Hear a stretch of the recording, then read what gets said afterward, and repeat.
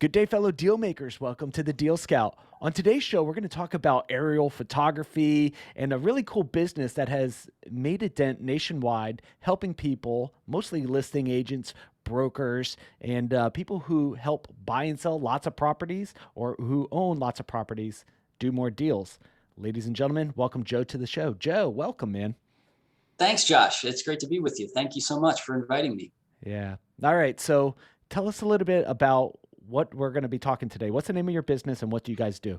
Well, I run HomeJab, homejab.com. It's an online marketplace for real estate photography. And we do all sorts of different types of media production. So videos, aerials, 3D tours, floor plans, anything you need in order to list a property for sale or for rent. You'd go on our platform. It's sort of like an on-demand Uber type of thing where you put in the date and time, and then the order goes out to all the photographers in that area. We have over 1,300 throughout the country and in Canada. And, one of the photographers will accept the job and you'll get a confirmation. All this usually happens within a few seconds. So it's an on-demand platform for high quality media production. And as soon as the shoot's done, photographer uploads the files back into our system, and then they go to editors and right back to you, usually first thing the next morning. So it's a very fast turnaround time. And so we're essentially a very efficient, fast assembly line for really busy real estate professionals. Super cool. So let's just say I have 100 listings and, some of the higher end stuff that has a little bit more meat on the bones. I want to get you to do maybe aerial, maybe a 3D walkthrough or, those kind of things.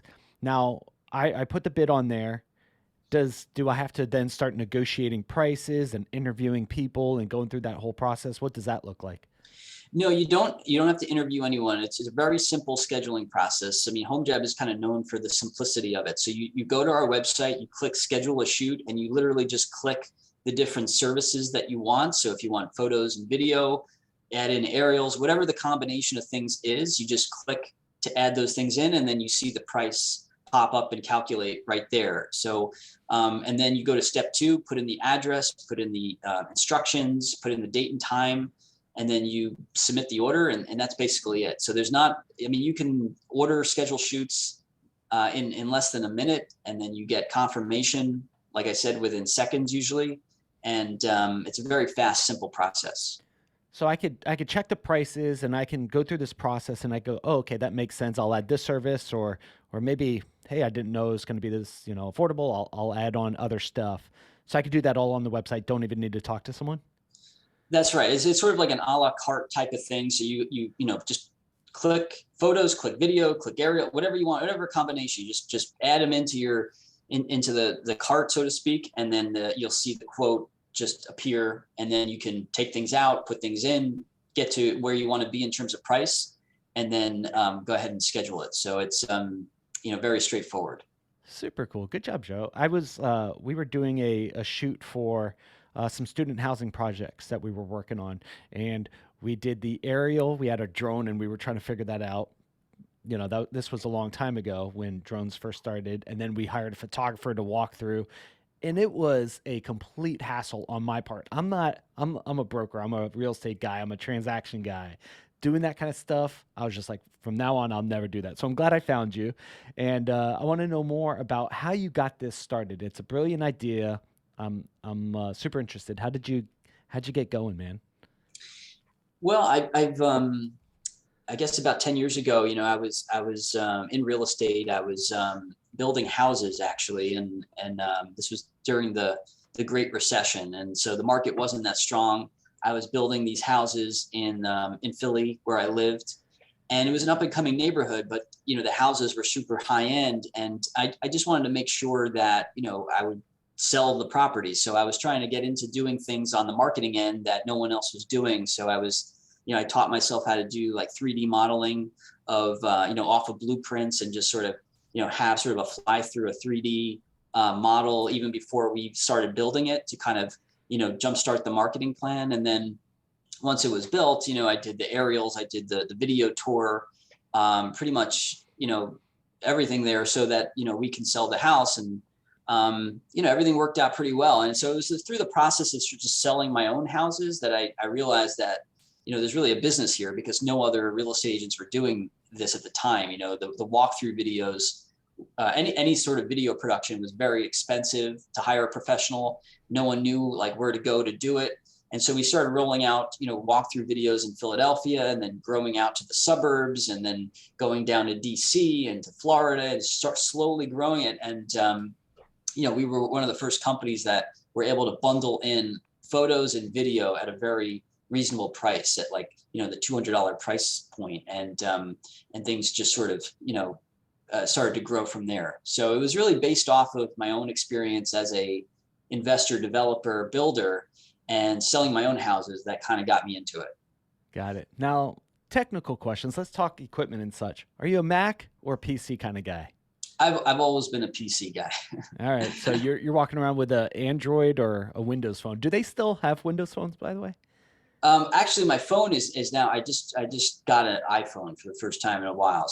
But my desktop is PC, but I have an iPhone. Okay, copy. All right. So when you first got into aerial stuff, so you were doing, you were swinging hammers and working with construction. Great recession happened. You're like, oh shit, I got to find a way to make some money and sell these homes and do this kind of stuff. So you're like, what if I offered this as a service, right? Did you start out with, so I guess there's two questions there that I kind of posed. Is when did you start taking on your first external client? Because you were doing this for yourself. What did that look like? And then I want to know how you got into the drone stuff. So, but let's start first external client, other than what you were trying to do for yourself. Yeah, I mean, we started like really, really small. I literally just called up, the agents that I knew that were operating in the neighborhood that I was living in, and just offered to do it for them for free. So it was a totally free service, just to kind of like test it out. We did a bunch of just free videos for people, learning the process of how to, shoot it, how to walk through the house and kind of simulate an actual walkthrough. Took a little trial and error to get there, and the editing process, and how we kind of came up with a workflow that was scalable. So it was like just totally a freebie, just to the agents that I knew. That's how we got started. So it was a very slow, no money. It was just sort of like, is this something that people want, and 10 years ago, and YouTube was pretty big at that point, but like doing video was like a kind of a new thing, and streaming it online. There wasn't a ton of people. Yeah. Actually, the big agents at the time were, the videos that they were doing were actually just slideshows of photos. So, you might remember these, like the photo kind of just like would zoom in and out and kind of like move around, and then you see the next photo. Yeah. And that was what people thought were videos. So that was who we were competing with, were those sort of like software companies that were doing these photo slideshows. Yeah. I used to do that because I would, when I would list a property, I would go take a bunch of pictures and then I would turn it into a slideshow. I think I was using like one of the first instances of like PowerPoint that had transitions, Ken Burns effects, zoom in, zoom out. It was terrible. Like I wouldn't sit through that, but those kind of presentations actually helped me get the listing, right? Because I would go take a bunch of pictures and I'd show this presentation. So that was super cool. But you actually were one of the first to kind of get into the video aspect. So you would, walk around with one of those huge cameras back in the day and then upload it and edit and such like that. At what point did you start to go, I'm going to get paid to do this? Like, this is going to be my focus. I'm not going to swing hammers anymore.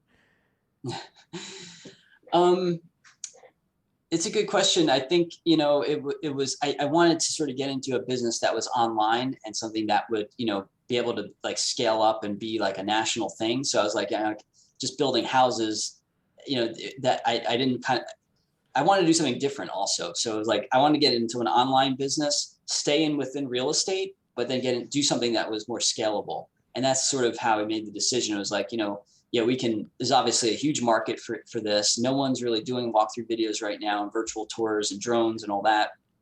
And so, we could just sort of do this free model here in the city, and then, start expanding and scale it into every market, So it was, it seemed like a big enough market and something that no one else was sort of doing at the time. Super cool. All right, now let's talk about drones, right? So you get your first drone and you're like, I'm going to test this out and see if I can, sell some aerial footage. What did that look like? Because when drones first started, there wasn't any FAA rules, there wasn't any no-fly zones, there wasn't any pilot license rules and all that other crap. It was kind of like the wild, wild west. Like, what was your experience getting into the drones? Yeah, I mean, this is sort of a few years later.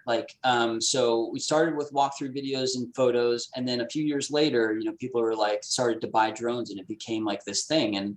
And yeah, it was sort of like the wild, wild west in terms of like there was no regulations and no one knew like what licensing you needed. But then people started talking about, well, you need to, get approval from the FAA. So there was like just a lot of confusion around it.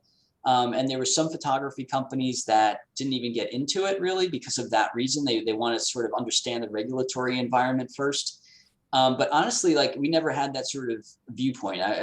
We just sort of pushed forward with it, and did it even before there was sort of regulations in place, quite honestly. So, just sort of, yeah, we just sort of moved forward with it aggressively. And then once the FAA put out certain guidelines for how to get licensed, then we sort of adopted that. But it was just sort of like whatever goes in the beginning. Yeah. Are you a pretty decent pilot or operator on those things?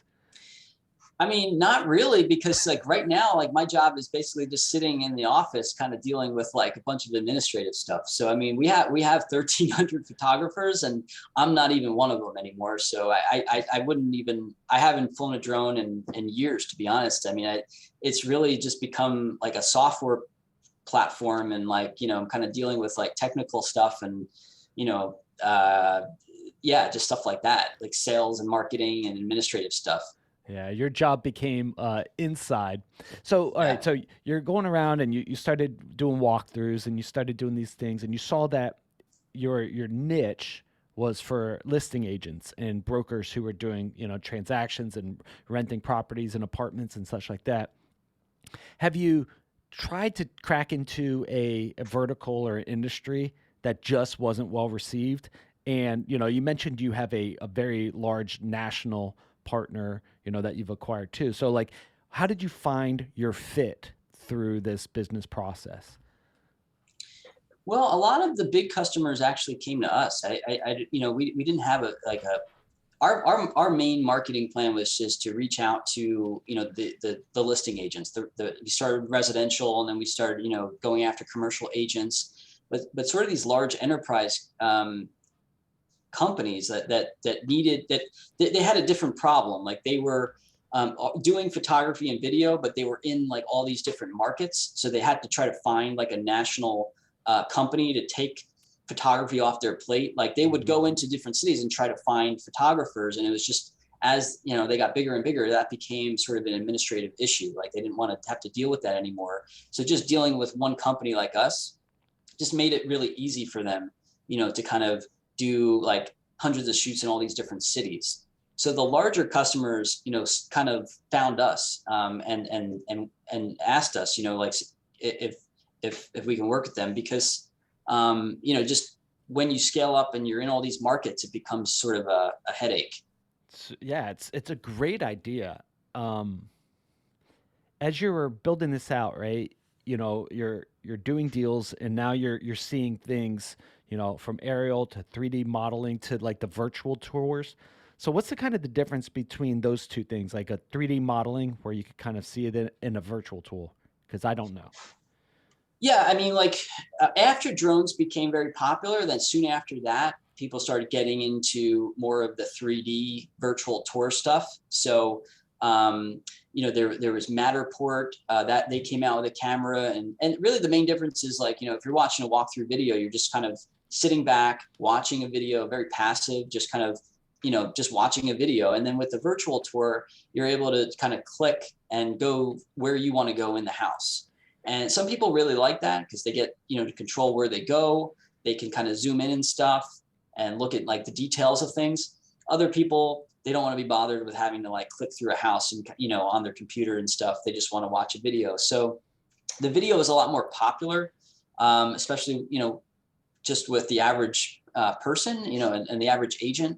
But and then after the whole pandemic started, of course, like the virtual stuff and 3D Oh stuff yeah. became a little bit more popular. So it's like 10%, 15% of our business. But video is still a lot more popular. But it's really just the difference of like just watching a video as a passive viewer, and then being very active and having to like click through the house and being more in control of it. So it's sort of a personal decision. Super cool. What was the biggest project that has come across your all's plate? So you've been doing this for 10 years? Right? About that, yeah, about 10 years now. All right. What's the biggest project that you guys have worked on? Oh, well, we've done a lot of shopping centers and, big residential sort of multifamily projects and things like that. Um, there was one project that we're dealing with, like this bank or a company that actually works for the bank, and they just have huge portfolios of these houses that are in bad shape. They're kind of like foreclosures and whatnot, and so they're all over the country, and there's just hundreds of them. So like kind of just dealing with helping them dispose of all those properties and going out to all these various cities throughout the country. I mean, that was a pretty big project. But done a lot of stuff in industrial as well. We have a big customer who markets to all these different suppliers throughout the country, and they have these gigantic warehouses and manufacturing facilities. And so, we're taking videos of everyone working on the different machines, and like, the whole facility. It's like hundreds of thousands of square feet. Wow. So, we've shot all different kinds of properties, these large super centers and small apartments and everything in between. Yeah. Super cool, Joe. Nice work, man. This is really, really a great idea. One of my favorite things to do, not favorite things to do, like one of my fun things to do is every once in a while, like I'll go on like YouTube and I'll watch like a Google Maps, the cars that drive by and they take pictures. And then every once in a while, something funny pops up. So you guys have done hundreds of these kind of projects, 1,300 photographers. I'm sure every once in a while, a something like a video or a picture comes by that you guys go, whoop, that shouldn't be out into the world. Like, give us an example of, things that you guys might have seen come across your plate that you're like, that needs to, we might need to get that one erased. Well, when you're walking into someone's house, I mean, you never know what kind of condition. You think like when they're selling the house, everything is staged perfectly and everything is sort of Nope. like, in perfect condition, but like usually it's not. I mean, usually the homeowner's not ready. There's just garbage everywhere. I mean, that's a very frequent thing. One time there's actually like, there'd be like squatters in the house. So the house is vacant and we walk in there and there's just like people actually living in the house that shouldn't be there. um, just people in really bad shape and that kind of thing. So it's yeah, you just walk into a house, you never know what you're gonna find in there. And usually, we actually did a survey on this. Like more than half the time, the homeowners are not prepared, not ready, and just we get there to do the shoot, and they're just like they need a half hour just to kind of get ready. But so it's yeah, you get in situations where like all the houses are in many different kinds of conditions, and some of them are even like unsafe to go into, haven't been lived in for a while.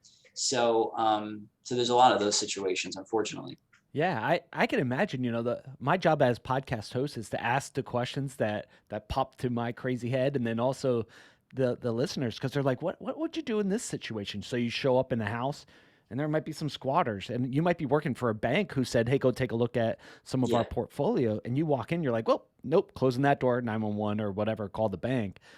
But like, how do you do this as, being a business owner and running 1,300 photographers across the US and Canada, dealing with that kind of stuff? How do you negotiate that or navigate that, I should say? Yeah, I mean, everyone has their own sort of idea about what's safe, what's not. So, I mean, really just rely on the photographers. If they feel unsafe about something, or and we just tell them to leave. There's really no pressure. It's just a photo shoot. It's not it doesn't have to become this sort of life or death thing. And so we're doing like thousands of shoots every month, so it really doesn't matter. If you feel unsafe or anything, just leave. And so we rely on the photographers quite a bit. And we work with some amazing people, And it's not easy, like, because you're out there fighting traffic all day, like driving Sure. around doing 3-4 shoots a day in all different parts of the city, and you get to the house and you don't know what kind of condition, what kind of like mood the people are going to be in, who's going to be there. It's not the easiest job, and then you come home and you have to upload all this footage and stuff. And do everything again the next day. So, especially with gas prices now where they are and everything kind of going up, it's a tough job. And we really rely on, the photographers quite a bit, and the stuff that they have to deal with is, you have to have the right sort of mentality, I think, to kind of, to be a real estate photographer. I mean, you got to really be able to deal with all different kinds of people. Yeah, totally. No, my brain, my wife does some photography stuff, but she likes like weddings or babies or stuff like that. Like there's no way my wife would want to do real estate photography for those kind of reasons. Like you might show up in a house and they're like, "We're not ready. Go, come back in 2 hours." And you're like, "No, what am I going to do with my time?" So, no, super cool. Being able to manage that as a business owner, incredible job, Joe. Like that for me, that would be a logistical headache, which makes it a great idea for me to pay that kind of stuff. Because if I have a bunch of listings or if I'm working with a fund and we're trying to do a bunch of projects, having you take care of that is like a huge burden off our back. Um, do people use you for due diligence, right? So out of state investor, out of state portfolio holder, they want, they're exploring a property and they want you to do fly throughs or walkthroughs so they can, their investors can look at it. One might be in New York, one might be in Canada, whatever. Do you ever do stuff like that? Every once in a while, yeah.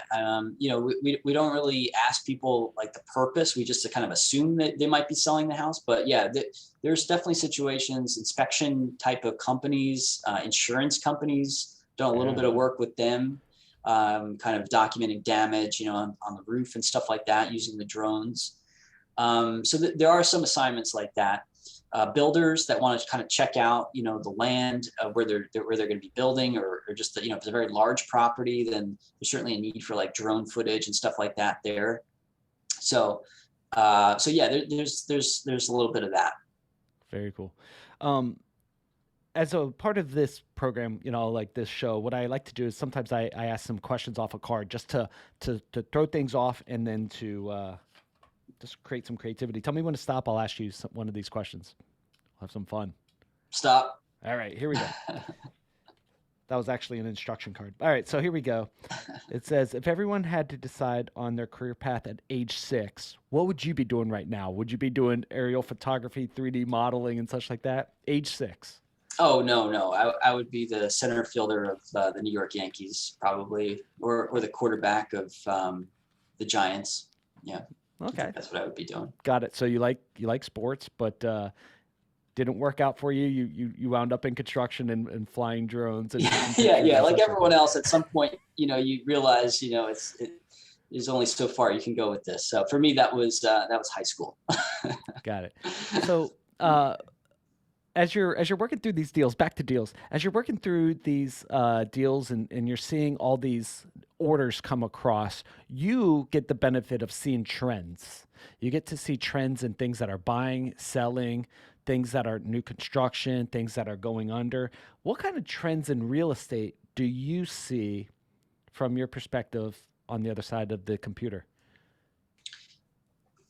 Well, one interesting thing, this is sort of an internal like report that we did just recently, is we looked at like what people were spending on marketing, like Mhm. photography and video and everything, before the pandemic and then after the pandemic, which was kind of interesting. So it sort of lined up with the politics of those states. So if you look at like red states and blue states, so the blue states, ended up spending a lot more money on video and virtual tours after the pandemic started. The red states, some of them ended up just spending the same or even less. So it was kind of interesting. Like, so these blue states that were the ones that sort of had a lot of restrictions and like really forced the regulations, people couldn't go out and see these properties. And so the virtual tours became a very big thing. And instead of going actually in person to see the property, and they spent, more and more money on what we're doing on photography. Whereas, the red states seem like, Texas, for example, they stayed exactly the same. No change at all from before the pandemic to after the pandemic. I just thought that was interesting, because it was, it sort of had a direct impact on our business, but also just the way that people, sold their houses and kind of dealt with marketing their deals. It was kind of, it kind of coincided with the politics of the local areas that they were in. Yeah, I mean, I wouldn't have thought of that until you brought it up, but it makes absolute sense. Like when the world was on lockdown, if someone's looking to buy a house, they want to see what the house looks like. So virtual walkthroughs that was probably a good year. Now, before the pandemic happened, and then right when it launched, what were your thoughts? Were you nervous? How were you approaching that? And then how did you fare during it?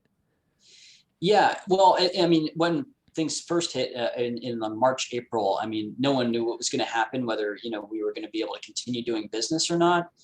There was a period of time when, like, no one was doing anything just because they didn't want to get into trouble. The thing is, though, that our customers, real estate agents, they have to do deals. I mean, that's how they make money. So Hmm. we kind of knew that, yeah, there was going to be sort of this few-week period of time when people would just kind of, we were going to wait to see what happened, but eventually, we started up again. Even when things were kind of locked down, we were still going into houses. We had rules around, like, who can also, no one else can be in the house. It was just the photographer, and, like, really masked up and all that. But it was sort of a thing where it was like, like you said, I mean, you couldn't go to actual open houses. So the only way to see the property was virtually. And so, we continued the business. And even though there was like this, it was about a few weeks where things, really slowed down. It kind of was this like V-shaped thing, like that happened later in the year, towards like the end of spring, early summer, where we were back to doing a lot of deals because, people still needed to sell their houses. They still needed to do deals, but the only way they can sell it was like, online, virtually. And so they kind of needed us to get in there anyway. Yeah. Where are you? Where are you going next, right? So you got into 3D, you got walkthrough, you got aerial, you got outside photography, and like what are some other innovations and disruptors that you think will come on the market or that you're heading towards next? Well, we actually just got into NFTs, like a lot of people, and blockchain. So customers have always asked us, do we have stock images of city skylines and downtown areas, things that they can add to their portfolio, and we never had sort of stock images, but we recently just launched an NFT marketplace. We went to all of our photographers and asked them to upload all their best photos of the cities and the towns that they lived in, and we minted them into NFTs that are on the blockchain and could be sold, and as NFTs. And the reason we did that was, I wanted to do something sort of innovative in blockchain. I was always interested in the blockchain technology, but also, unlike stock photo companies where the money kind of just goes to those companies, not the photographer. Like the average photographer just makes like 25 cents per photo per month working for stock photo companies, whereas with NFTs they get paid directly. So all the money that gets paid for these NFTs flows right to the photographer. And we're not talking about like thousands of dollars to buy these images. So a lot of the stock photos that we're selling as NFTs are like $10-$20. So it's a very reasonable amount that people could come on and purchase these NFTs, and then they can use them on their website and their marketing, and then they can sell them on the marketplace, resell them, and if they resell it, they can get their money back. But when they resell it, the original photographer gets a commission on that secondary sale. So, which is pretty cool because all that happens automatically on the blockchain. So, using a smart contract. So that was a new thing that we just actually launched this week. Wow, so this is super. My timing is impeccable, huh? Yeah, Nice. yeah. I didn't think you were going to go there, but yeah, we just started that this week, and it's a brand new thing. NFTs in real estate photography has never been done before, and a lot of people in the real estate industry, I think, are kind of interested in it, but probably not so into crypto yet. So we're a little early with this, but I think, the whole concept of NFTs, which is essentially it's like a certificate of authenticity that you have an image direct from the creator, direct from that photographer. It's, it's not, no one took a copy of a JPEG, and you're not, stealing it off the internet or something. It's just a certificate of authenticity that means that you actually purchased it from the actual photographer, and paid that photographer. And again, it's not, you don't have to, they're not thousands of dollars. It's $10, $20, $50, whatever the image. The photographers get to put price it out however they want to, and we have over, I think, close to 700 NFTs right now minted all over the country. Nice work, man. This is super exciting, super interesting. So, you know, as a photographer, my wife could go out, take an awesome picture of Florida, right? Like somewhere in Florida, Ocala, like that's where we live. She could take an awesome picture, upload it, mint it as NFT. I don't even know what this stuff means, to be honest. And then someone could go and buy it, and then she gets some money. And if they resell it, she gets a commission. Yeah. Yeah, No kidding. exactly. Yeah, that's the cool thing. It's like it creates this opportunity to have this secondary market that's never existed in photography, really. I mean, if a photographer was to sell an image, like that would be it. That would be the transaction. And but now, if you buy an image, you want to use that image. Like if you need a skyline shot of Chicago or something for your website, if you're a local business in Chicago and you need downtown shots for your website, you can purchase these as NFTs, and then you can sell them and get new photos. So you're always sort of refreshing the images that you have, selling some, buying others, and each time you buy and sell, the original photographer gets a royalty on that. So it's sort of a way to support photographers, and but at the same time gives people sort of an active marketplace to buy and sell these stock images. Yeah, super cool. All right, so do you mind if I ask you some NFT questions? Because I have no clue what the heck they do and they Sure, are. All sure. right, so uh, the example takes a picture of the Ocala, right, downtown Ocala, puts it up, gets minted as an NFT. Someone buys it, $20. Like? Could my wife? Can she sell it again, or that's now the ownership of that person acquiring it? The original photographer can mint another NFT. They retain the copyrights for the photograph, Mhm. but the buyer of that NFT has usage rights for that image. So they don't have to do any like licensing deals, or they don't have to sign any they own the NFT. That's sort of like a contract that they have the rights to use that image for commercial purposes on their website, or a Facebook ad, or whatever they want to do on social media. They can use that image for commercial purposes. So it sort of gives them the usage rights, and then when they're done using it, they can sell it on our marketplace to someone else, um, for the same price, for a little bit more, whatever they want to list it at, and then get their money back and buy another one. So think of it like baseball cards almost. Like you can like sort of buy and sell, trade your images, kind of keep your content fresh, and instead of buying like one of like many images from a stock photo company, you're getting a unique photo, that was photographed by this photographer, and then when you sell it, that original photographer gets paid a commission again. Anywhere from 1% to 10%, whatever that photographer puts on that, sets the royalty for that NFT. Super cool, man. So is that going to be through HomeJab, or did you stand up a new company for that, or just is it a product? Right now, it's part of our company HomeJab. You can go to nft.homejab.com. But there's a new brand. We're calling it Real, and then so it's the Real NFT marketplace, and we'll probably have that particular brand be its own company. We're just sort of in the very beginning stages of rolling it out and stuff. So Awesome. yeah, it'll probably be a separate thing. Awesome, awesome, awesome.